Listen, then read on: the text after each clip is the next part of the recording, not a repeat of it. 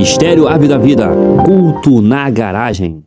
Eu ficar com alegria mesmo, de estar alegre na presença do Senhor, porque quem era eu outrora? Era ninguém, um perdido nessa vida aí. Vocês já ouviram falar em propaganda? Acho que todo mundo já ouviu, né? É uma coisa que nunca falha, nunca falha. Eu estava hoje ali, convidei algumas pessoas para estar aqui, aí dava aquele filho a mão, estava aquele jovem lá, e eu disse para ele, vamos lá ouvir a palavra do Senhor. E ele disse bem assim, não, ele ficou meio desanimado, querendo vir, não vinha. Aí eu falei assim, opa, eu vou falar, rapaz, de duas fomes que Jesus passou. Quando eu falei duas fomes, rapidamente eu falei assim, eu nunca ouvi ninguém falar que Jesus passou fome. Então eu vou lá para ouvir. E ali ele está, irmão, para a honra e glória do nome santo de Jesus. Então eu quero agradecer essa oportunidade, que grandes coisas Deus tem feito nas nossas vidas. Por isso eu quero estar lendo no livro de Mateus, no capítulo 21, no verso 18 e 19, apenas 2 versículos, rápido, sem perca de tempo. Posso ler, João? Pode. Graças a Deus por isso. Estou feliz.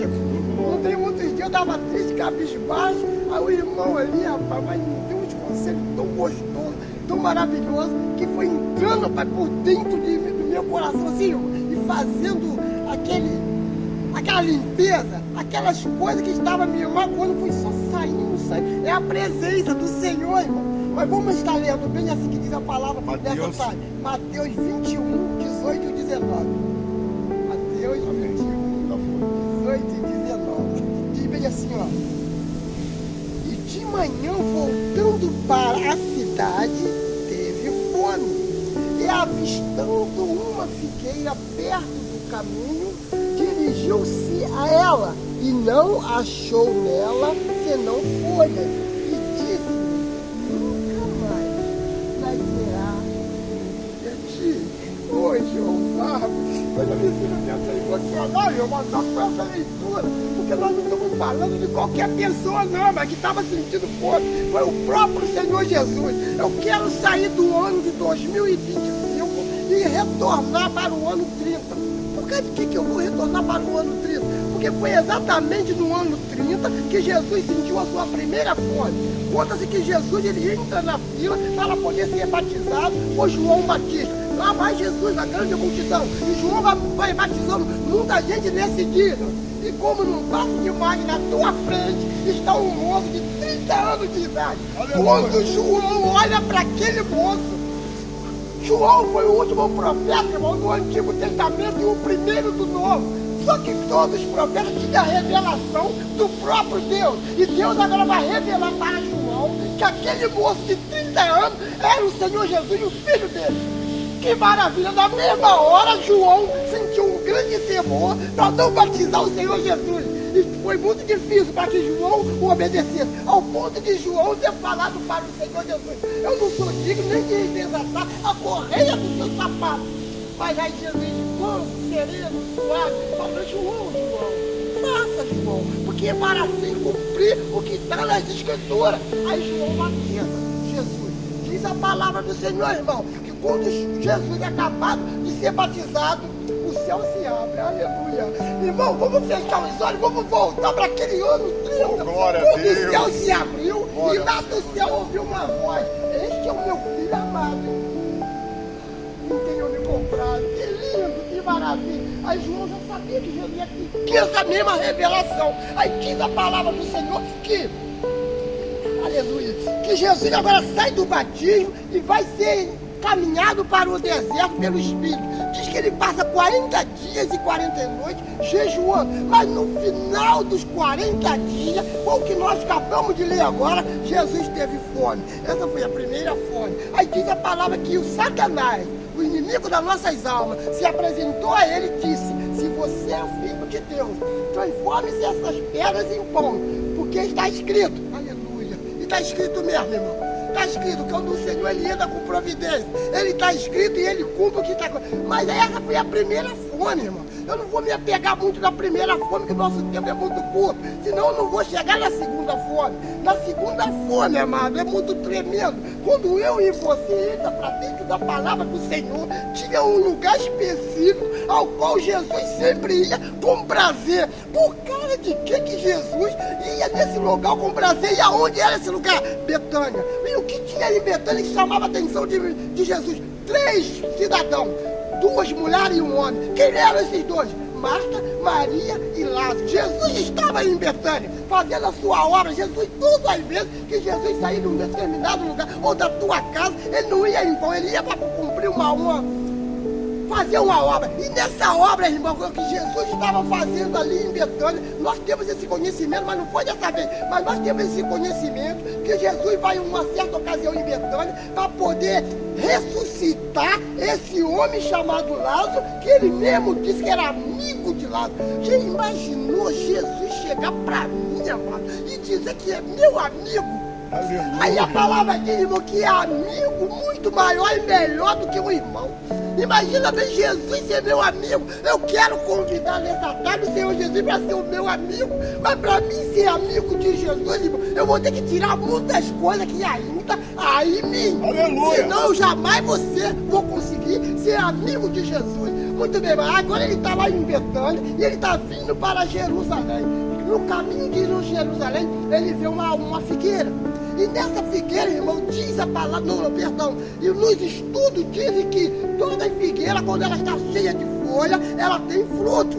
Jesus, aí aqui a palavra vai dizer que Jesus teve fome na caminhada de Betânia para Jerusalém. Ele vê uma figueira e vai em caminho da figueira. E quando ele chega perto da figueira, lá não tem fruto.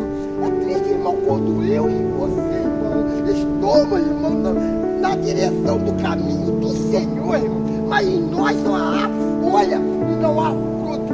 É muito ruim. Jesus agora vai olhar para aquela figueira e vai dizer assim, ó, nunca mais nascerá fruto de ti.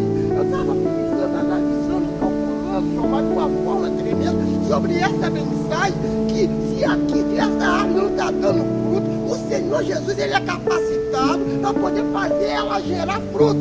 Porque a palavra diz que uma certa ocasião,